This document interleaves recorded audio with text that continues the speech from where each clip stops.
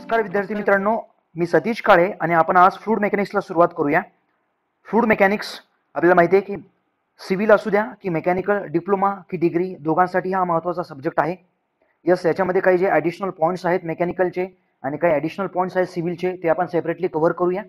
चला, यामध्ये आपण बघतोय एक्झाम स्टडी या चॅनलला तुम्ही सबस्क्राईब करू शकता पुढच्या अपडेटेड व्हिडिओजसाठी आणि तुम्हाला याची PDF अवेलेबल असणार आहे माझ्या टेलिग्राम चॅनल्सवरती दोन्ही. चला, आपण फ्लूइड मेकॅनिक्सला खरं बघितलं तर हे फ्लूइड मेकॅनिक्सचं सेकंड लेक्चर असणार आहे. पहिलं लेक्चर मी अगोदरच पोस्ट केलेलं आहे, त्यामध्ये जस्ट थोडक्यात इंट्रोडक्शन केलं होतं. जरी तुम्ही ते लेक्चर नाही ऐकलं तरी चालेल, काही अडचण नाही आहे. यामध्ये आपण बघूया पहिल्या पॉईंटपासून. तर फ्लूइड मेकॅनिक्समध्ये आपण बघतोय की यासाठी रेफरन्स बुक्स कुठलं वापरायचं. कुठलंही वापरा, RK बन्सल असू द्या किंवा RK राजपूत असू द्या, दोन्ही चालतात. किंवा यासाठी आणखी मोदी सेट आहे, आणखी सेंजल आहे. बट तुम्ही जर ह्या सिरीजला जर पूर्ण फॉलो केलं तर रेफरन्स बुक्स वापरण्याची गरज नाही पडणार तुम्हाला. चला, याच्यामध्ये आपण नेक्स्ट पॉईंट म्हणजे सिलेबसला आपण स्टार्ट करूया. फ्लूइड मेकॅनिक्स काय असतं बरं एक्झॅक्टली फ्लूइड मेकॅनिक्समध्ये. फ्लूइड म्हणलं कीच ध्यानात ठेवायचं फ्लूइड म्हणलं कीच त्याला आपण फ्लुएम म्हणतो. फ्लुएम म्हणजे ज्याच्यामध्ये फ्लोईंग कॅरेक्टरिस्टिक्स असतात, जेणेकरून हे फ्लूइड हा सबस्टन्स फ्लो करू शकतो. सॉलिड फ्लो करू शकत नाहीये. फ्लो करू शकतो कोण? लिक्विड. फ्लो कोण करू शकतो? आणखी गॅसेस. म्हणून या दोघांनाही मिळून आपण म्हणतो फ्लूइड. दोघांमध्येही फ्लोएबिलिटी प्रॉपर्टी आहे. दोन्ही सबस्टन्सेस हे फ्लो करू शकतात, म्हणून आपण म्हणतो ह्याला फ्लूइड. आणि फ्लूइड मेकॅनिक्समध्ये FM ह्या सब्जेक्टमध्ये आपण जे स्टँडर्ड फ्लूइड कन्सिडर करणार आहे लिक्विड. स्टँडर्ड फ्लूइड जे कन्सिडर करणार आहे लिक्विडमध्ये जे आहे ते आहे वॉटर H2O. आणि स्टँडर्ड गॅस जो असतो, स्टँडर्ड गॅस आपण कन्सिडर करतो याच्यामध्ये एअर किंवा काही ठिकाणी हायड्रोजन. बट आपल्याला याचं फ्लूइड मेकॅनिक्स नाही आहे. त्याला आपण म्हणतो fluid mechanics for the incompressible, fluid mechanics for the compressible gases. जे काही थोडंसं ॲज अ इंट्रोडक्शन असणार आहे, मी त्या वेळेस तुम्हाला ते देणारच आहे. चला, आपण पूर्ण बघणार आहोत लिक्विड विषयी, वॉटर विषयी. चला, आणखी पुढचे महत्त्वाचे पॉईंट्स यामध्ये एक्झॅक्टली फ्लूइड मेकॅनिक्समध्ये असतं काय. फ्लूइड मेकॅनिक्सला जर आपण कॅटेगोराइज केलं तर आपण त्याला कॅटेगोराइज करू शकतो या टाईपमध्ये. Example point number 1, Wien the fluid is at a rest condition, त्याला आपण म्हणतो स्टॅटिक किंवा त्याला आपण म्हणतो हायड्रोस्टॅटिक. ज्यावेळेस फ्लूइड हे रेस्ट कंडिशनमध्ये असतं त्यावेळेस ते फ्लूइडच्या वेगवेगळ्या प्रॉपर्टीज कशा असतात. एक्झाम्पल, एका वेसलमध्ये पातेल्यामध्ये आपण हे फ्लूइड घेतलंय, हे लिक्विड घेतलंय आणि रेस्ट कंडिशनमध्ये असताना फ्लूइड, त्याच्या प्रॉपर्टीज, त्याचे वेगवेगळे इक्वेशन्स, त्याचे लॉज ते आपण बघतो फ्लूइड मेकॅनिक्सच्या स्टार्टिंगमध्ये. नंतर आपण डिस्कस करत असतो बघा फ्लूइड ज्यावेळेस मोशनमध्ये असतं, Wien the fluid is in a flowing condition, त्याला आपण म्हणतो डायनामिक्स. डायनामिक्स म्हणजे काय? Wien the fluid is flowing condition. बघूया, फ्लोईंग कंडिशनमध्ये असताना फ्लूइड, त्यामध्ये जर बघितलं आपण डिटेलमध्ये तर याच्यामध्ये सुद्धा दोन कॅटेगरीज, दोन पॉईंट्स पडतात आपल्याला. एक असतं कायनेमॅटिक्स आणि दुसरं असतं डायनामिक्स. काय डिफरन्स आहे दोघांमध्ये? कायनेमॅटिक्स आणि डायनामिक्स. डायनामिक्स म्हणजे आपण कॉज ऑफ मोशन कन्सिडर करतो. कॉज ऑफ मोशन काय असतो? नेहमीच फोर्स असतोय. कुठल्या तरी फोर्समुळे फ्लूइड फ्लो होतं पाईपमधनं किंवा प्लेटमधनं किंवा सरफेसमधनं किंवा ओपन चॅनल्समधनं, तर त्याला आपण म्हणतो डायनामिक्स. आणि जर आपण फोर्सेसला कन्सिडर करत नसू, फक्त व्हेलॉसिटी, ॲक्सेलरेशन अशा टाईपच्या फ्लोईंग कॅरेक्टरिस्टिक जर आपण स्टडी करत असू तर आपण म्हणतो kinematics. Without cause of motion, without cause of force, त्याला आपण फ्लोईंग कंडिशनमध्ये फ्लूइड कन्सिडर करतो. चला, फ्लूइड हे स्टॅटिक कंडिशनमध्ये आहे, फ्लूइड हे फ्लोईंग कंडिशनमध्ये आहे, किंवा फ्लूइड असं पण होऊ शकतं की फ्लूइड एखाद्या सरफेसमधनं फ्लो करतंय, एखाद्या सरफेसच्या वरनं फ्लो करतंय. एक्झाम्पल, इथे एक प्लेट आहे, प्लेटच्या सरफेसवरनं फ्लो करतंय फ्लूइड, तर इथं कॉन्सेप्ट येतो बाउंड्री लेअर थेरीचा. किंवा ह्या फ्लूइडमुळे ह्या सरफेसवरती कुठले वेगवेगळ्या टाईपचे फोर्सेस एक्झिट होतात. मग या टाईपचं व्हेरिएशन्स आपल्याला इथं स्टडी करावं लागतं. किंवा नाही तर मग ॲज युज्युअल एक पाईप आहे, पाईपमधनं फ्लूइड फ्लो करतं. मग थर्ड केस कुठली आहे? Wien the fluid is interacting with the other solid surfaces. ज्यावेळेस बाकीच्या सरफेस सोबत हे फ्लूइड हे इंटरॅक्ट करतं त्यावेळेस या टाईपमध्ये आपण फ्लूइड मेकॅनिक्सला थोडक्यामध्ये डिफाईन करतो. म्हणजे फ्लूइड मेकॅनिक्समध्ये येतं काय? Wien the fluid is in a rest condition, or when the fluid is in a flowing condition, or when the fluid is interacting with the other solid surfaces. That study or the behavior of the fluid is called as the fluid mechanics. चला, fluid मेकॅनिक्समध्ये दुसरा आणि महत्त्वाचा point, याच्यामध्ये आपल्याला generally question विचारला जातो की फ्लोईंग कंडिशनमध्ये जे फ्लूइड असतं त्याच्यामधले शिअर स्ट्रेसेस विषयी किंवा वेगवेगळ्या फोर्सेस विषयी क्वेश्चन विचारले जातात आपल्याला, की ते समजून घेण्यासाठी सॉलिड आणि हे फ्लूइड किंवा लिक्विड ह्या दोघांमध्ये आपण डिफरन्शिएट करूया, ह्याला डिफरन्शिएट करूया. अगोदर ही कव्हर केलेला पॉईंट आहे, थोडासा फास्ट घेतोय मी. एक्झाम्पल सॉलिड आहे, एका ठिकाणी आपण त्याला फिक्स करून ठेवलंय, आणि दुसरा एक फ्लुइड आहे. एक्झाम्पल या टाईपमध्ये हे फ्लुइड आहे एखाद्या सरफेसवरती, आणि आपण काहीतरी इमॅजिनरी फ्लुइड एलिमेंट असं कन्सिडर करूया. इमॅजिनरी फ्लुइड एलिमेंट कन्सिडर करूया. बघूया आपण या केसेसमध्ये काय होतं एक्झॅक्टली. ज्यावेळेस आपण ह्या सॉलिडवरती फोर्स एक्झर्ट करतो आणि ज्यावेळेस आपण ह्या फ्लुइडवरती फोर्स एक्झर्ट करतो, तर दोन ऑब्झर्वेशन्स आपल्याला कॉमनली दिसून येतात त्याच्यामध्ये. तर ह्याच्यामध्ये पहिलं ऑब्झर्वेशन याच्यामध्ये असं दिसून येतं, फोर्स अप्लाय केल्यानंतर इथला पॉईंट थोडासा पुढे सरकतो, इथे जातो, आणि इथला पॉईंट आणखी थोडासा पुढे जातो या टाईपमध्ये. जर आपल्याला आणखी ह्या पॉईंटला जर पुढे सरकवायचं असेल, आपल्याला जर इथं सरकवायचं असेल, तर आपल्याला आणखी फोर्स वाढावा लागतो. तसंच आपल्याला जर ह्या पॉईंटला आणखी जर पुढे सरकवायचं असेल, असं इथपर्यंत सरकवायचं असेल, तर त्याला आणखी फोर्स अप्लाय करावा लागतो. म्हणजे इथं कंटिन्युअस डिफॉर्मेशन नसतं. फोर्स अप्लाय केला तर तुम्हाला डिफॉर्मेशन भेटतं, म्हणजे कंटिन्युअस डिफॉर्मेशन नसतं या केसमध्ये. पण फ्लुइडमध्ये असं नाहीये. लिक्विड जर कन्सिडर केला, लिक्विडवरती जर तुम्ही असा फोर्स एक्झर्ट केला, तर लिक्विडचा फ्लुइड पार्टिकल तुमचा फोर्स छोटा आहे की मोठा आहे, हा लिक्विडचा फ्लुइड पार्टिकल पुढे जाईल, नंतर पुढे जाईल, नंतर पुढे जाईल, नंतर पुढे जाईल. एकदाच फोर्स अप्लाय करा आणि नंतर सोडून द्या. तो फ्लुइड पार्टिकल कंटिन्युअसली पुढे पुढे पुढे पुढे जात असतो बघा. तो फ्लुइड पार्टिकल कंटिन्युअसली पुढे पुढे जात असतो या टाईपमध्ये. आणि हा इथलाही फ्लुइड पार्टिकल त्याच टाईपमध्ये असा पुढे पुढे जातो बघा. एकदाच फोर्स अप्लाय करायचा आहे आपल्याला, म्हणजे इथं आपल्याला कंटिन्युअस डिफॉर्मेशन भेटतं. तीच तर प्रॉपर्टी आहे फ्लुइडची, कंटिन्युअस डिफॉर्मेशन. क्वेश्चन ही फ्रेम आहे याच्यावरती. कंटिन्युअस डिफॉर्मेशन कुठे भेटतं आपल्याला? फ्लुइडमध्येच भेटतं फक्त हे. चला, दुसरी प्रॉपर्टी आहे सॉलिडची. जर अप्लाय केलेला फोर्स विदिन इलॅस्टिक लिमिट असेल, तर काय होतं? विदिन इलॅस्टिक लिमिट असेल तर फोर्स अप्लाय केल्यानंतर फोर्स जर काढून घेतला, तर हा जो डिफॉर्म्ड कंडिशन मधला सॉलिड आहे तो ओरिजिनल कंडिशनला रिगेन करतो बघा. म्हणजे रिगेन्स शेप अँड साईज, त्याच्या ओरिजिनल शेपला तो रिगेन होतो. पण याच्यामध्ये असं होतं का, एकदा फ्लुइड पार्टिकल डिस्टर्ब झाला आणि तो पुढे गेला, तो एकदा पुढे गेला म्हणजे तो वापस येणार नाहीये. तो doesn't regain its original shape and size. हेच तर महत्वाचं पॉईंट आहे. डझंट रिगेन, तो ओरिजिनल कंडिशनला रिगेन करत नाही. हे दोन डिफरन्सेस महत्वाचे आहेत. आणि असं का होतं ह्याचं रिझन असं आहे की ह्याच्यामध्ये इंटरनल रेजिस्टिंग फोर्स तयार होत असतो बघा मागच्या साईडला. तुम्ही जर फोर्स ह्या डायरेक्शनला अप्लाय करत असाल, तर त्याच्या अपोजिट डायरेक्शनला शियर स्ट्रेस, टँजेन्शियल स्ट्रेस तयार होत असतो, आणि तो त्या सॉलिडला रिस्टोर करण्याचा प्रयत्न करतो. पण फ्लुइडमध्ये ज्यावेळेस फ्लुइड हे रेस्ट कंडिशनला आहे, ज्यावेळेस आपण फ्लुइडवरती असा फोर्स एक्झर्ट करतो, नाहीतर आपण बघतो की फ्लुइडवरती, रेस्ट कंडिशनच्या फ्लुइडवरती जर असा दगड टाकला, तर अशी एक वेव्ह प्रोपोगेट होत जाते बघा. फ्लुइड पूर्णपणे डिस्टर्ब होत जातं. तर फ्लुइडमध्ये आतल्या साईडला असा इंटरनल रेजिस्टिंग फोर्स तयार होत नाही. म्हणजेच काय? चला, डिफरन्सेस महत्वाचे, आणखी सुद्धा महत्वाचे डिफरन्सेस. सॉलिड आणि इकडं आहे फ्लुइड, इकडं आहे लिक्विड. आता ज्यानेही माझा अगोदरचा व्हिडिओ बघितलाय, तर तुम्ही याला थोडंसं पुढे फॉरवर्ड करू शकता, आणि मग नंतर नवीन प्रॉपर्टीजला तुम्ही तिथनं व्हिडिओला प्ले करू शकता. चला, सॉलिड आणि लिक्विड ज्यावेळेस रेस्ट कंडिशनला आहेत, किंवा लिक्विड म्हणण्यापेक्षा मी इथं फ्लुइड ही म्हणू शकतो, ज्यावेळेस रेस्ट कंडिशनला आहेत, तर त्यावेळेस आपण बघूया की टेन्साईल स्ट्रेस बिअर करतं का सॉलिड? टेन्साईल स्ट्रेस किंवा टेन्साईल लोड सॉलिड बिअर करतो का? Yes, solid can withstand for the tensile load. Liquid करतं का बिअर? लिक्विड सुद्धा टेन्साईल स्ट्रेसला किंवा टेन्साईल लोडला बिअर करतं. याचं एक्झाम्पल आहे सरफेस टेन्शन. सिग्मा आणि दाखवतो आपण त्याला सरफेस टेन्शन. सरफेस टेन्शन असतं लिक्विडवरती. यस, म्हणजे रेस्ट कंडिशनला ज्यावेळेस लिक्विड आहे त्यावेळेस सर टेन्साईल फोर्स असतो. चला, नंतरचा क्वेश्चन आहे माझा, कम्प्रेसिव्ह फोर्स बिअर करतं का हे सॉलिड ज्यावेळेस रेस्ट कंडिशनला असतं त्यावेळेस?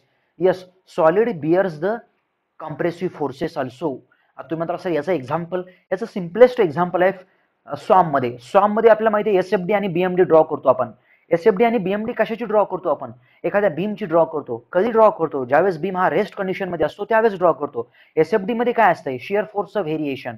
आणि बीएमडी मध्ये काय असतंय? बेंडिंग मोमेंटचं व्हेरिएशन.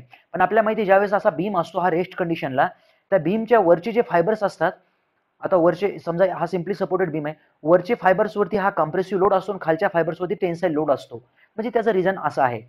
नंतर ज्यावेळेस लिक्विड हे रेस्ट कंडिशनला आहे, एखाद्या पातेल्यामध्ये फ्लुइड टाकलं, तर त्यावेळेस ते कम्प्रेसिव्ह लोड बिअर करतं का? येस, बिअर करतं. याच्यामध्ये कम्प्रेसिव्ह लोड असतो आणि कम्प्रेसिव्ह लोड हे बिअर करतं.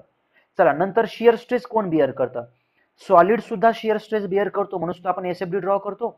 आणि नंतर लिक्विड बिअर करतं का? लिक्विडमध्ये ज्यावेळेस लिक्विड हे रेस्ट कंडिशनला असतं त्यावेळेस लिक्विड शियर स्ट्रेस बिअर करत नाही. हा एक्झामचा क्वेश्चन आहे. बिअर करत नाही त्यावेळेस झिरो असतो. म्हणजे याचा मिनिंग असा नाही की लिक्विडमध्ये शिअर स्ट्रेस हा नेहमी करता झिरो असतो. ज्यावेळेस लिक्विड हे पाईपमधनं फ्लो करतं त्यावेळेस त्याच्यावरती शिअर स्ट्रेस असतो.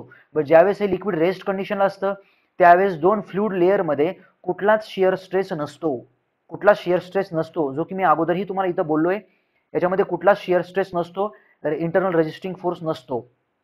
चला नंतरचा पॉईंट ऑलरेडी डिस्कस केलेला पॉईंट आहे. आता आपण जास्त पॉईंट न डिस्कस करता महत्वाच्या पॉईंटवरती येऊया. महत्वाचे पॉइंट्स असे आहेत की आयडियल फ्लुइड काय असतं. हे आयडियल फ्लुइडच्या प्रॉपर्टीज ऑलरेडी डिस्कस केलेल्या प्रॉपर्टीज आहेत. ह्या आयडियल फ्लुइड म्हणलं कीच आपल्याला समजलं पाहिजे की हे खरं तर हायपोथेटिकल फ्लुइड आहे. बघा, हे हायपोथेटिकल फ्लुइड आहे. असं फ्लुइड की जे काय अशा खालच्या प्रॉपर्टीज सॅटिस्फाय करतं. एक्झाम्पल कोणाला म्हणायचं आयडियल फ्लुइड? ज्या फ्लुइडमध्ये व्हिस्कॉसिटी ही झिरो असते. म्हणजे असं फ्लुइड त्याला आपण इनव्हिस्किड फ्लुइड म्हणतो. बघा, इनव्हिस्किड फ्लुइड किंवा नॉन व्हिस्कस फ्लुइड. जर एखाद्या फ्लुइडची जर व्हिस्कॉसिटी झिरो असेल तर ते आयडियल फ्लुइड आहेच आहे. त्याला आपण खरं तर असं ऍक्च्युअलमध्ये असं कुठलंच फ्लुइड नाहीये की ज्याची व्हिस्कॉसिटी झिरो असते, कारण हे हायपोथेटिकल कॉन्सेप्ट आहे. नंतर इनकम्प्रेसिबल फ्लुइड म्हणजे काय? चेंज ऑफ डेन्सिटी हा झिरो असतो. चेंज ऑफ डेन्सिटी झिरो असतो म्हणजे काय? ρ1 equals to ρ2 equals to constant असते. अशा फ्लुइडची डेन्सिटी चेंज होत नाही प्रेशरनुसार किंवा पॉईंट टू पॉईंट चेंज होत नसते. अशा फ्लुइडला आपण म्हणतो इनकम्प्रेसिबल फ्लुइड. इनकम्प्रेसिबिलिटी नावाची प्रॉपर्टी आहे. चला, इनकम्प्रेसिबिलिटी बोललोय आपण. आणि नंतर आहे सरफेस टेन्शन. आयडियल फ्लुइडचं सरफेस टेन्शन हे झिरो असतं. सरफेस टेन्शन काय आपण नंतर डिस्कस करणार आहोत. असं फ्लुइड की त्या खालीलपैकी प्रॉपर्टी फॉलो करतं. ते त्यांच्यामध्ये व्हिस्कॉसिटी झिरो असते, त्यांच्यामध्ये डेन्सिटी कॉन्स्टंट असते नेहमी करतात, आणि त्यांच्यामध्ये सरफेस टेन्शन काहीच नसतं. अशा फ्लुइडला आपण म्हणतो आयडियल फ्लुइड. चला, रिअल फ्लुइड काय असतं? हे रिअल फ्लुइड असतंय काय? रिअल फ्लुइड असं फ्लुइड की ज्याच्यामध्ये बरोबर आयडियल फ्लुइडच्या अपोजिट मधलं फ्लुइड, म्हणजे ह्याच्यामध्ये व्हिस्कॉसिटी ही कधी झिरो नसणार आहे. पहिलीच कॅरेक्टरिस्टिक जी की महत्वाची ध्यानात ठेवायची आपल्याला. दुसरी कॅरेक्टरिस्टिक अशी आहे की याचं सरफेस टेन्शन ही झिरो नसतं. बघा, त्या फ्लुइड्सला आपण म्हणतो रिअल फ्लुइड. पण महत्वाची कॅरेक्टरिस्टिक्स आहे की असं फ्लुइड की ज्याची व्हिस्कॉसिटी ही झिरो नसते, म्हणजे काहीतरी व्हिस्कॉसिटी असते, म्हणून त्याला आपण म्हणतो व्हिस्कस फ्लुइड. त्याला आपण म्हणतो रिअल फ्लुइड. चला, हे सगळे पॉइंट्स मी ऑलरेडी डिस्कस केले होते एका अगोदरच्या व्हिडिओमध्ये. आणि आजचे नवीन फ्रेश पॉइंट्स. कुठले फ्रेश पॉइंट्स आहेत? फ्लुइड प्रॉपर्टीज महत्वाचा टॉपिक आहे आपल्यासाठी, आणि आपण डिटेलमध्ये डिस्कस करूया फ्लुइड प्रॉपर्टी डिस्कस करता आणखी काही नवीन पॉइंट्स येणारच आहेत आपल्याला, ते सुद्धा आपण डिस्कस करूया. तर फ्लुइड प्रॉपर्टीज म्हणजे असे पॅरामीटर जे की फ्लुइड विषयी आपल्याला इन्फॉर्मेशन देतात, त्याला आपण म्हणतो फ्लुइड प्रॉपर्टीज. एक्झाम्पल, त्याच्यामध्ये पहिलीच फ्लुइड प्रॉपर्टी आहे मास डेन्सिटी. माहिती असेल आपल्याला, हे नोट डाऊन ही करायचं तुम्हाला सायमल्टेनियसली. मास डेन्सिटी, किंवा त्यालाच आपण आणखी म्हणतो स्पेसिफिक मास. आपण त्याला डिनोट करतो बघा रोन. काय असतं एक्झॅक्टली? हे rho equals to mass upon volume. त्याला आपण म्हणतो मास डेन्सिटी. आता मास अपॉन व्हॉल्यूम म्हणजे तर मास आलं किलोग्राम मध्ये आणि व्हॉल्यूम आलं हे मीटर क्यूब मध्ये, म्हणून त्याचं युनिट आलं केजी पर मीटर क्यूब. चला, युनिट विषयीचा एक क्वेश्चन. नंतर क्वेश्चन असतो की डायमेन्शन्स विषयी क्वेश्चन असतो. हा डायमेन्शन्स काय आहेत मग ह्या डेन्सिटीचे डायमेन्शन्स म्हणलं की ध्यानात ठेवायचं काही फंडामेंटल क्वांटिटीज असतात बघा फिजिक्समध्ये. फंडामेंटल क्वांटिटीज, तशा 7 फंडामेंटल क्वांटिटीज आहेत. आणि कुठल्या 7 आहेत तर 7ची गरज नाही आपल्याला, थोडक्यामध्ये मी सांगतोय.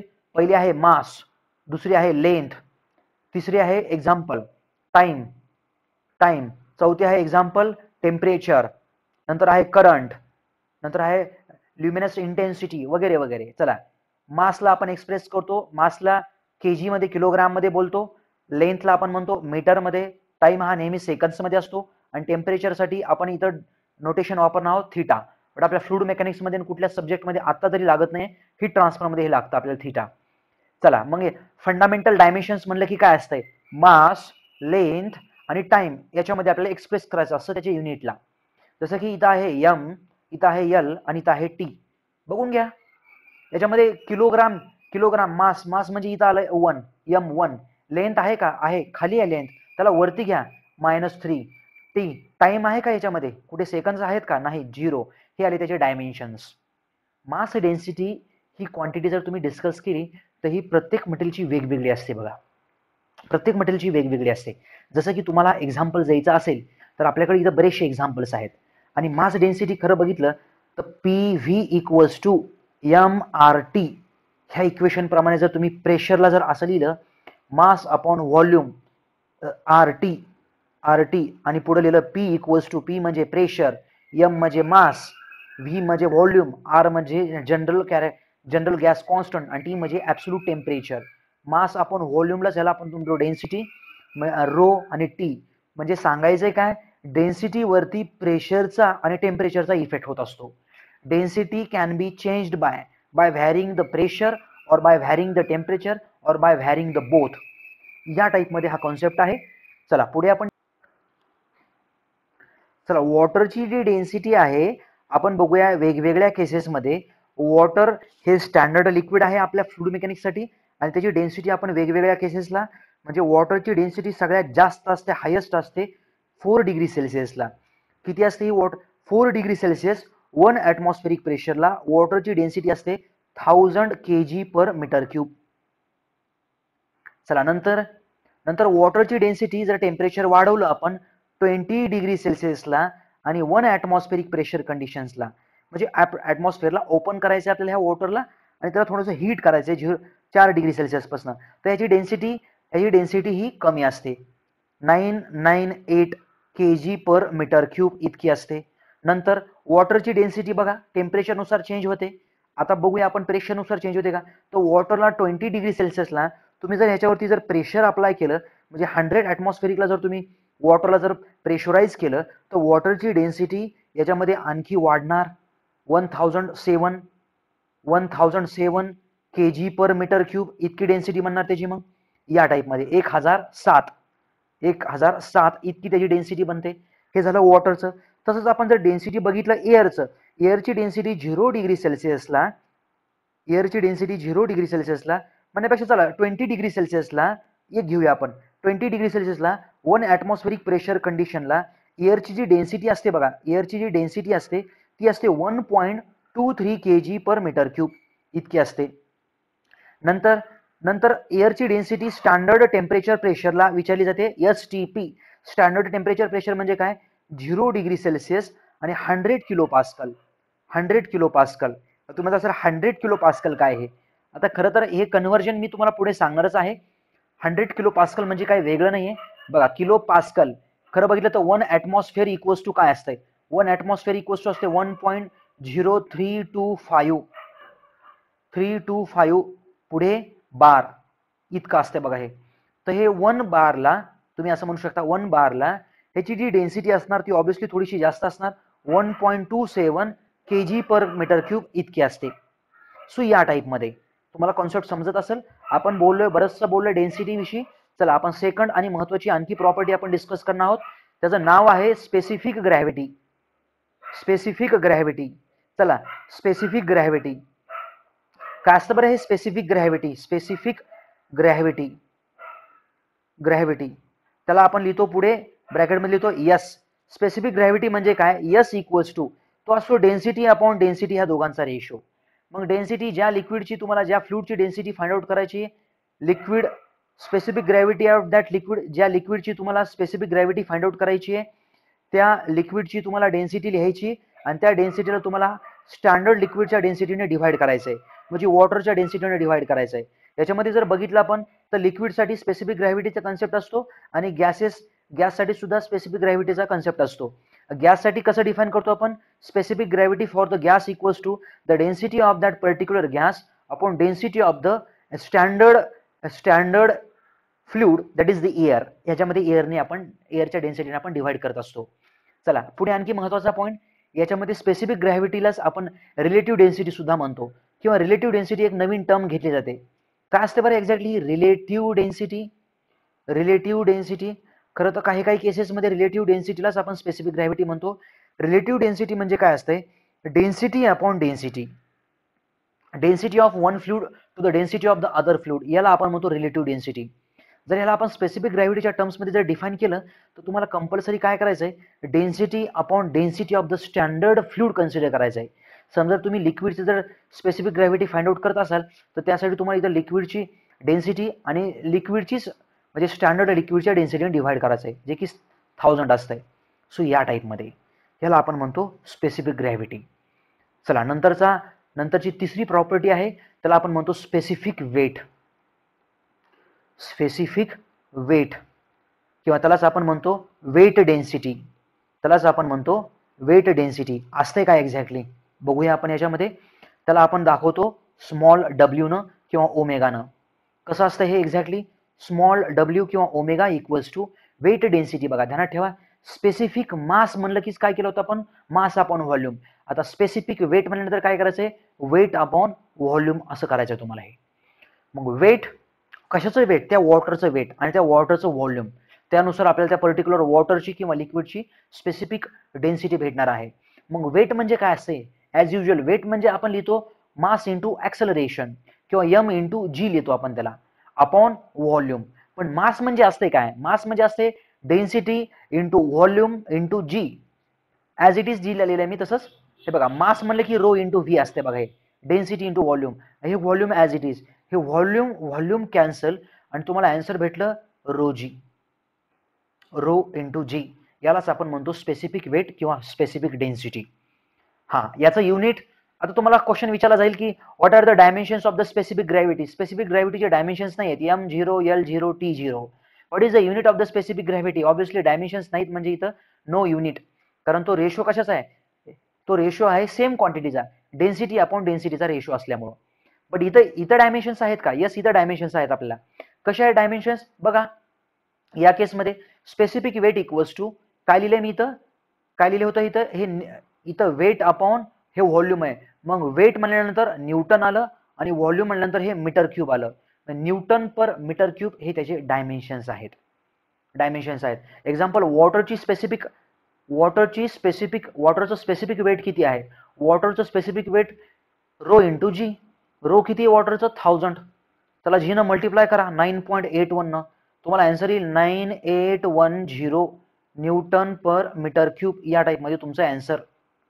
नेक्स्ट क्वेश्चन असा आहे की ह्याचे डायमेन्शन्स काय आहेत? What are the dimensions of the specific weight. आता ह्याचे डायमेन्शन्स फाइंड आउट करण्यासाठी तुम्हाला इथं आहे न्यूटन आणि खाली आहे मीटर क्यूब. तर पक्क ह्याच्या दोन पद्धतीने डायमेन्शन्स तुम्ही काढू शकता बघा. एक तर बघा तुम्ही रो इंटू जी न काढू शकता डायमेन्शन्स डायरेक्टली. रो इंटू जी म्हणजे काय असतंय? रो इंटू जी माहिती आहे आपल्याला. रोचे डायमेन्शन्स लिहा.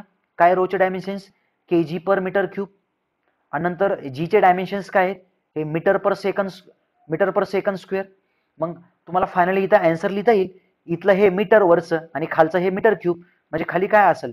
हे kg पर, खाली राहिलं मीटर स्क्वेअर सेकंड स्क्वेअर. मग याचे डायमेन्शन्स काय आले? मास किती? मास kg m1. नंतर लेंथ आहे का? आहे मीटर स्क्वेअर मध्ये पण खाली आहे, त्याला वरती घ्या l-2. आणि सेकंद आहे का? t. खाली आहे -2. m1 l-2 t-2 याचे डायमेन्शन्स आले. म्हणजे इथं लिहू शकतो मी m1 l-2 t-2 याचे डायमेन्शन्स. कसे फाइंड आउट केले आपण? हे बेसिक पॅरामीटरवरनं फाइंड आउट केले. आता बेसिक पॅरामीटरवर न जाता तुम्ही इकडनं जाऊ शकता. कसं जाऊ शकता?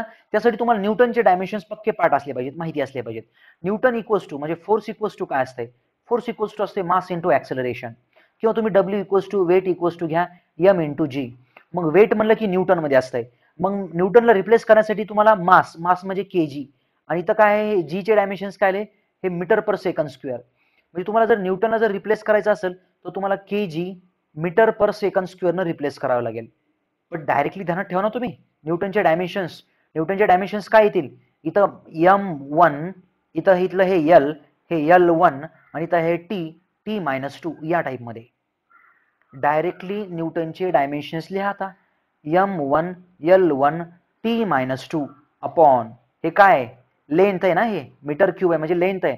इथं आलं हे l क्यूब इथं आहे आणि वरती l1 आहे. वरती जो जाईल तो कॅन्सल होईल आणि इथं वरती राहील m1 l-2 t-2.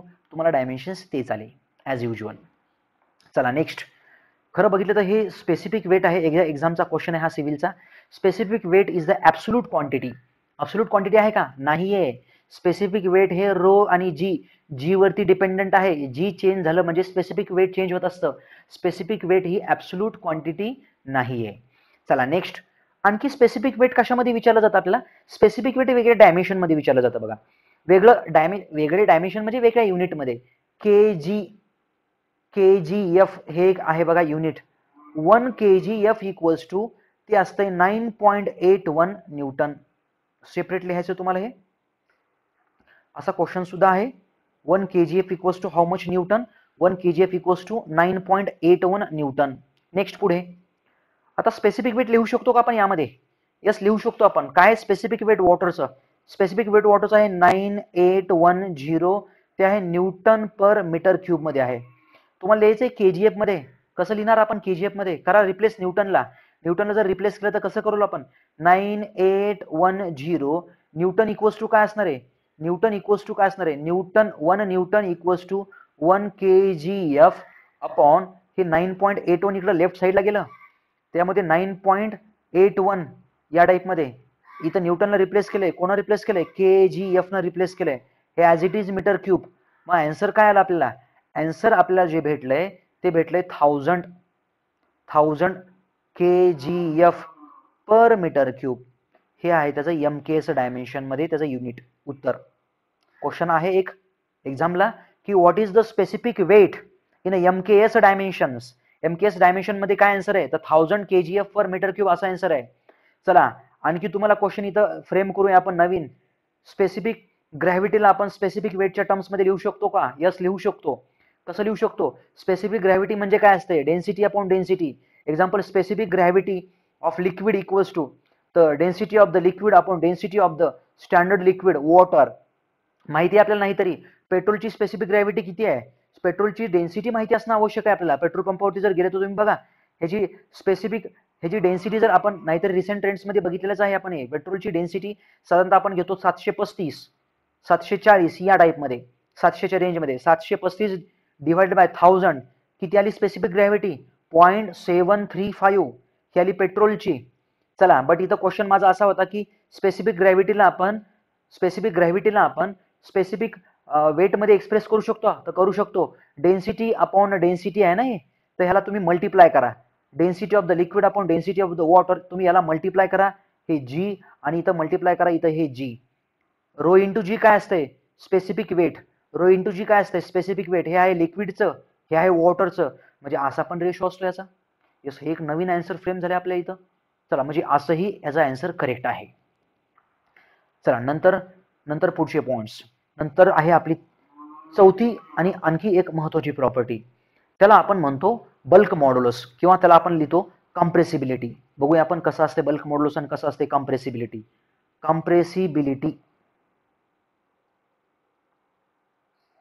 कॉम्प्रेसिबिलिटीला दाखवतो आपण हे बीटानं. काय असतं बरं एक्झॅक्टली कॉम्प्रेसिबिलिटी? काय असतं बरे?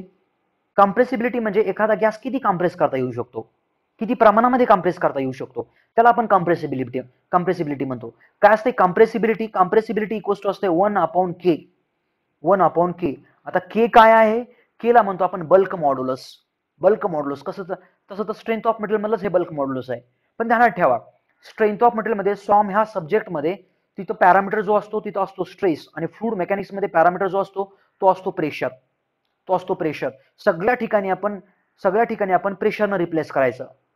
म्हणजे काय, आपण बघितलं होतं की स्ट्रेंथ ऑफ मटेरियल मध्ये आपण लिहिलं होतं सिग्मा अपॉन व्हॉल्यूमेट्रिक स्ट्रेन. तर इथं आपल्याला असं नाही लिहायचं प्रेशर किंवा change of pressure upon volumetric strain या टाईपमध्ये. मग K इक्वल्स टू काय आलं? K इक्वल्स टू आलं change of pressure upon volumetric strain. Volumetric strain म्हणजे काय? Change in volume upon original volume. आणि इथं लिहितोय मी इथं मायनस साईन. का लिहितोय मायनस साईन? त्याचंही एक्सप्लेनेशन. चला बघूया आपण हे बल्क मॉड्युलस काय असतंय. इथे बल्क मॉड्युलस काय असतंय? एक्झाम्पल माझ्याकडे अशी एक पिस्टन सिलेंडर अरेंजमेंट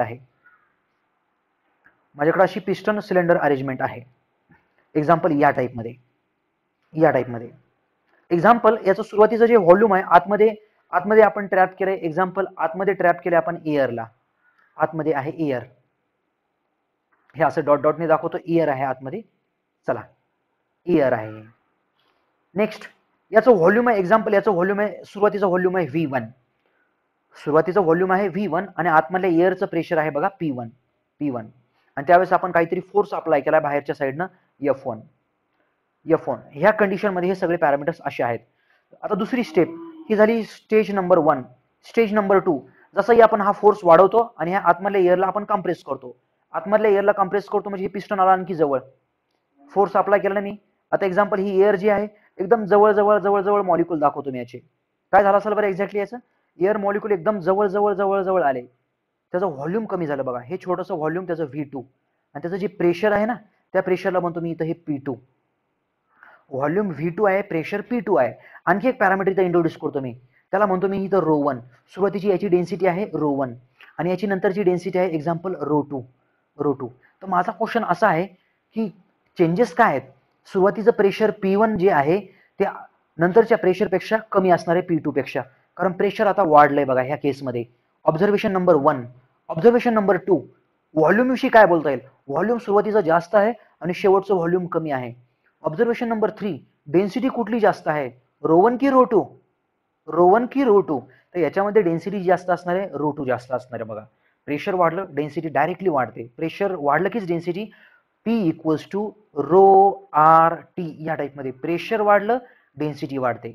आणखी एक पॅरामीटर ध्यानात ठेवा, टेम्परेचर वाढलं की डेन्सिटी कमी होत असते बघा. ही कारण ह्याला तुम्ही इकडे घ्या, इनवर्स प्रोपोर्शनमध्ये बनतं हे टेम्परेचरच्या. सो या टाईपमध्ये हे आपले काही महत्त्वाचे ऑब्झर्वेशन्स. आता मला इथं डिफाईन करायचं आहे हे बल्क मॉड्युलस. बल्क मॉड्युलस म्हणजे काय असते, change of pressure. Change of pressure म्हणजे final pressure minus initial pressure. Final pressure minus initial pressure upon DV आहे ना. DV म्हणजे final volume minus initial volume upon initial volume. खरं तर हे इथं ह्याचं जे आन्सर येणार आहे ते मायनसमध्ये येणार आहे. का बरं मायनसमध्ये येणार आहे, कारण V2 हे लहान आहे V1 पेक्षा, म्हणून आपण इथं ऑलरेडी इथं मायनस केलेलं आहे. कारण ह्याला प्लसमध्ये आन्सर देण्यासाठी कारण बल्क मॉड्युलस आपण नेहमी प्लसमध्ये मेन्शन करतो बघा. मॉडमध्ये एक्सप्लेन करत असतो आपण बल्क मॉड्युलस.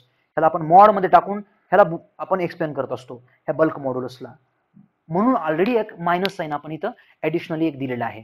सो या टाईपमध्ये हा कन्सेप्ट आहे. चला पुढे आणखी महत्त्वाचे पॉईंट्स.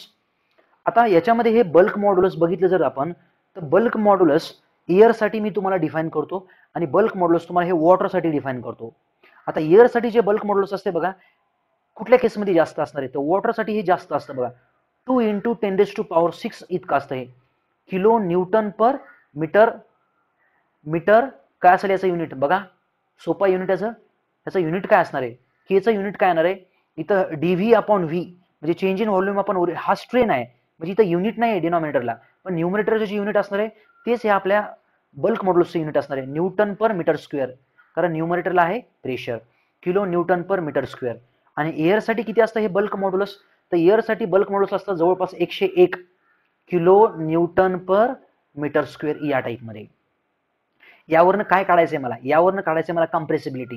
क्वेश्चन असा आहे की कोण जास्त कम्प्रेसिबल आहे, एअर जास्त कम्प्रेसिबल आहे का वॉटर जास्त कम्प्रेसिबल आहे. ऑब्विसली वॉटर हे कम्प्रेसिबल नाही, वॉटर हे इनकम्प्रेसिबल आहे. कसं आहे आता वॉटर हे इनकम्प्रेसिबल, ते समजून घेण्यासाठीचा एक्सपेरिमेंट. एक्झाम्पल त्याच्यामध्ये घ्या तुम्ही वॉटर एका व्हेसलमध्ये आणि त्या वॉटरवरती वरच्या डायरेक्शनने तुम्ही फोर्स अप्लाय करा आणि याच्यामध्ये हे वॉटर घेतलं आपण, वॉटर घेतलं, ह्या वॉटरचं सुरुवातीचं व्हॉल्यूम घ्या तुम्ही असं V1 व्हॉल्यूम आहे त्याचं.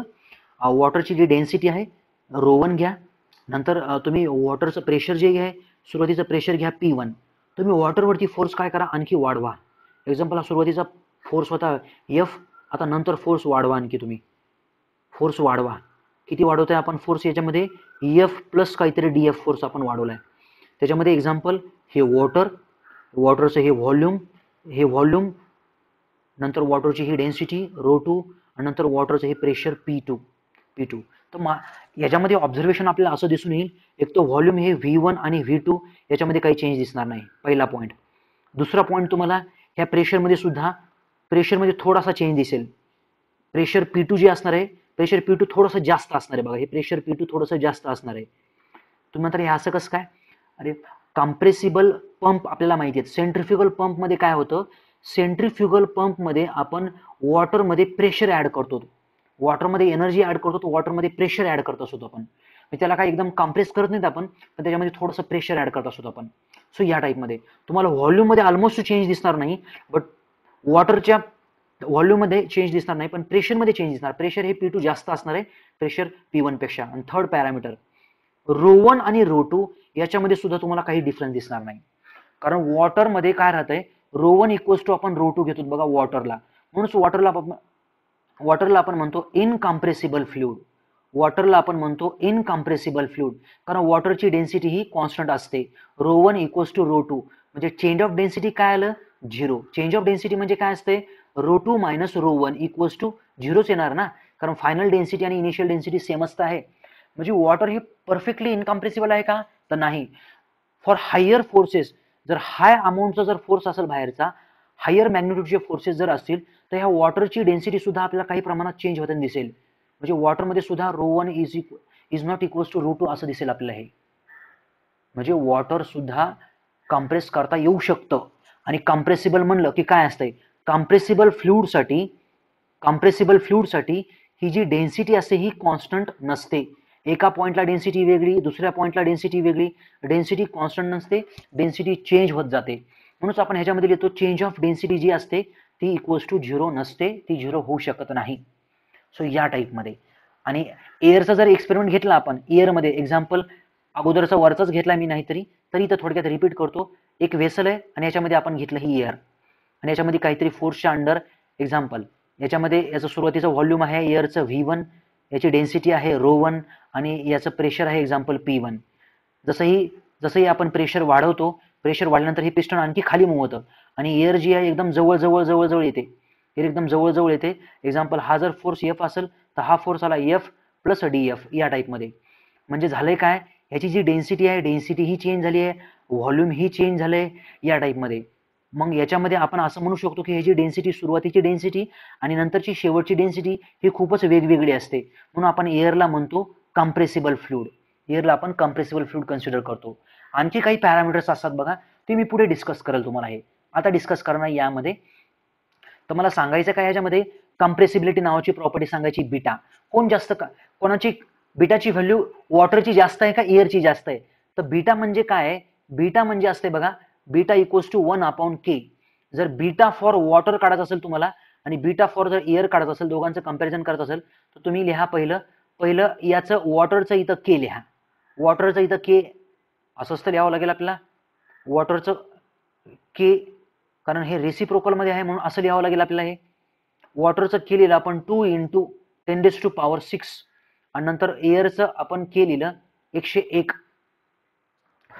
सो या टाईपमध्ये मग आपण पुढे काय डिस्कस करू शकतो, the compressibility of the water equals to 101/2 × 10⁶ into beta of air. किंवा एकदम सोपं सांगू, तर सोपं सांगायचं म्हणजे तर beta of air equals to, तुम्ही असं करा, 2 × 10⁶/100 घ्यायला 101 ला, into beta of the water. किती आलं हे आन्सर, हे आपल्याला आन्सर येऊन जाईल, 20,000. बघा तुम्ही चेक करा, 20,000 हे बीटा फॉर वॉटर आणि बीटा फॉर एअर.